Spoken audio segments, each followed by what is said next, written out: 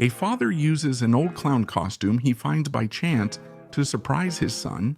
Unaware this will be his biggest mistake, that's why today, clown. Remember that you can support the channel by clicking the join button. This lets you join Planeta Resumen and access rewards like stickers, exclusive posts, video shoutouts, and even pick the next movie. Planeta Resumen, now go join Planeta Resumen and let's get started. The story starts during Jack's birthday, the son of main characters Meg and Kent. The mother tells a friend she's pregnant, but no one else knows. At that moment, she gets a call from the clown she hired for the party, who can't make it after all. Meg calls her husband to tell him what's happening, while he's at a house for sale because he works in real estate.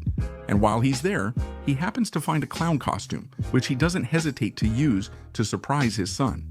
After the party ends, Kent falls asleep on the couch, and the next day he wakes up later than usual. So he runs to the bathroom to take off the clown costume, but he can't do it. That's why he goes to work looking like this. Later he tries to remove the wig, but it now seems stuck to his skull, as if it were his real hair, just like the red nose. When he tries to tear the suit with a razor, he only manages to cut his wrist, and even though he looks for a power tool, he can't take off the costume. That night, Meg's father unexpectedly visits to give his grandson a swing. Kent waits for the man to leave before returning, since he's still in costume and doesn't want to be seen. The protagonist explains the situation to his wife, who tries to help but also laughs at first. Finding it funny, she uses dental pliers to remove his red nose, and after much effort, she succeeds but leaves him with a large bloody wound. Also, Meg starts to believe that Kent dyed his hair in colors because the wig doesn't look fake. At the hospital, they treat him like he's crazy. When he returns home, they notice his appetite grows uncontrollably, and he desperately eats everything in his kitchen. The next day, he learns the name of the house's previous owner and decides to dye his hair and use makeup to stop resembling a clown. He gets the documents and learns the previous owner is dead with no other clues. He goes to a costume shop to investigate the origin of the suit, which he can't take off. This way, he gets the phone number of a company called Carlson and talks to Herbert, who turns out to be the brother of the previous owner of the house. Herbert first warns him not to wear the clown suit, but it's too late since Kent has worn it for hours. So Herbert arranges to meet him soon to help. When they meet, Herbert reveals he's the former owner of the company that sold the costume. While offering him food, Herbert admits living abroad for years, which complicated his relationship with his brother. He also says the costume is old and comes from Nordic religions, where original clowns existed but weren't considered funny.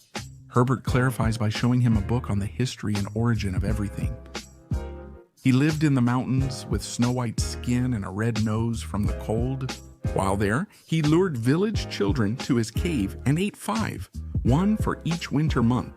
This legend was eventually forgotten and turned into a tool to entertain children. And in the middle of the story, Kent starts to feel sick because Herbert drugged him with tea. When the protagonist wakes up tied up, the man says decapitation is his only way to be saved. At the right moment, Kent frees himself to defend himself. Herbert tells him that he's not wearing a costume, but that he's using the skin and hair of a real demon. This makes Kent run away, and desperately, he gets home to tell Meg everything he's going through, not realizing that his family is there with her as well. Hello, what the hell? They look at him like he's crazy, and when someone tries to take Kent's wig off, he reacts violently and breaks their wrist. Then, our protagonist flees with Herbert kidnapped in the car, and in the middle of the road he starts vomiting a strange liquid. Meanwhile, his hands begin to transform. Soon after, Herbert tries to strangle him, leading to a road accident during their struggle. Although this doesn't stop him because now he says that the only solution is to kill him. But Kent feels distracted because he senses the presence of 2 children who are somewhere else. And before approaching them, he decides to run, searching inside, where later he comes across a group of kids who are camping there. The clown approaches one of them to ask for something to eat because he is really hungry and ends up biting off one of his fingers. The next day, Meg begins protecting Jack. At home, she checks the book her husband brought the night before. Seeing disturbing things, she closes it. Meanwhile, Kent notices his eyes changing in a public bathroom. He also starts vomiting blood and his own teeth. At that moment, a group of school children come in and he starts to feel thirsty for them. Fortunately, he keeps control and decides to run away again. Shortly after, he arrives at one of the houses he sells to take shelter, and there he meets a little boy named Robin, who is very friendly to him. So he prefers to run away rather than attack him. He sees in the mirror that the clown suit is merging with his skin, and his urge to eat children is growing uncontrollable. Meg notices her dog acting strangely, then receives a call from Kent, who apologizes and says he's decided to kill himself. The protagonist shoots himself. Rainbow blood spills out, yet moments later, he wakes up unharmed. That's why he decides to buy a chainsaw to try again. This time, the kind boy opens his door and is accidentally killed by the chainsaw within seconds. At first, Kent is in shock over what just happened, but his hunger for children quickly begins to take control of him. So we see him eat the child's corpse. Shortly after, Meg decides to look for him, and when she finds him, she tells him that she's willing to help him, even though something very strange is happening. She tells him she's pregnant, which convinces him to come home. Kent asks Meg to lock him up until they find a solution, while she checks the old Amolico book for information. She learns the suit's owner, Martin Carlson, was a doctor in the children's cancer ward. As if that wasn't enough, we find out that at some point, Herbert also wore the same demonic clown costume. And that's why Meg looks for him at the hospital to ask him how he managed to get out of it. But the man is injured and can't speak. He still writes to her, warning not to trust her husband. When she shows him the old photo, he gets agitated, causing Meg to leave without answers. Later, our protagonist goes to Martin's old house and finds a camera with a hospital video, which she immediately plays. Meanwhile, her little son Jack is attacked by some bullies from school, who make fun of his father and try to put clown makeup on him. But the boy defends himself by biting one of their hands. Back with Meg, we see that in the old video, the two Carlson brothers appear. One of them transforms into the terrifying clown who preys on a child in a wheelchair. Meanwhile, Kent keeps bleeding and losing teeth. And when Jack gets home, he finds his father locked in the basement and goes down to help him. Come here. Kent realizes his son was crying because Colton was bothering him, so he asks if he knows how to cut a chain.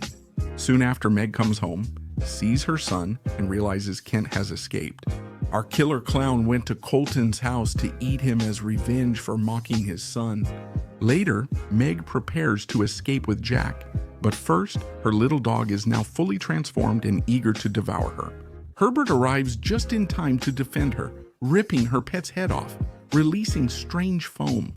They have a conversation and he confesses to her that this is sinister. The clown costume was discovered in a shipment from Iceland with several garments owned by a well-known aristocrat.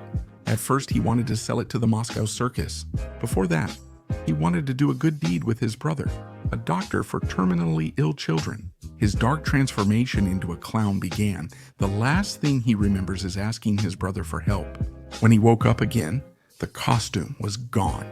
Because Martin ended the curse when he gave 5 children close to death to the demon for it to eat, one for each month of winter. Herbert also says he spent years searching for a way to kill the demon, but never found one. His brother died ensuring the suit didn't regain power since they couldn't destroy it. He believes the only way to stop the demon is to cut off Kent's head.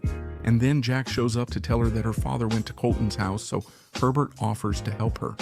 Finding the boy's corpse, they realize Kent is dangerous and decide to search for him where he's most likely to be, a children's amusement park. Here, a boy enters a slide and is quickly devoured by our killer clown. And when his blood starts to fall into the ball pit, everyone begins to run desperately. Right there, Mick and Herbert arrive to follow a trail of blood and finally manage to find him. But it's already too late because when our protagonist gets close, he sees that Kent is gone. And now he's a horrifying demonic clown called Frowny.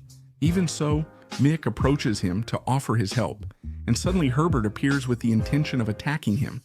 But this doesn't go well because Frowny manages to stop him. The clown then says she must bring him a child to devour to save her husband. And in this way, he will bring Kent back to life, but then she decides to run away because the police are arriving at the scene. When the officers see Herbert is armed, they begin to think he's the killer. When he leaves, Mick talks to his father to find out if Jack is okay. She notices a lost boy from the party ahead and decides to approach him. Before she acts, her mother arrives and Mick leaves by car. Then, another girl who is lost recognizes her because she works with her dentist, and that's why she asks her for help to get home. Do you want a ride? While driving, the girl falls asleep, so Mac takes her to Frowny. When the girl exits the car, our protagonist ensures she stays within the clown's reach. But soon after, Mick regrets it when she hears someone coming, but luckily it's just a police officer. Mick decides to return just in time as her father considered taking Jack to his father. They arrive and everything appears normal until Frowny comes to kill her father. We see the clown keep transforming. The protagonist grabs a hammer to defend herself, but the clown quickly corners her. And when he senses that Mick is pregnant, he tries to eat her baby. But right then, Jack makes a noise that catches his attention. Kent targets his own son, leading to a confrontation between the couple. Minutes later, Mick gets up again. She tries to save Jack, who is cornered by the demon, and that way she manages to chain him up so he can't reach them. Then we hear Kent's voice again, asking for help to get out alive. But Jack tells his mother that Demon is not his father. And again, Frowny tries to attack them, so she decides to cut off his head. Surprisingly, the clown's body remains alive for just a few seconds. After that, the costume falls apart, revealing our dead protagonist's true face again. Shortly after, the police arrive to collect evidence from the crime scene, including the full costume of the killer clown, which is sent to a laboratory to be analyzed. This was Clown. Remember to like, comment which movies you want, subscribe, and turn on notifications so you don't miss new videos.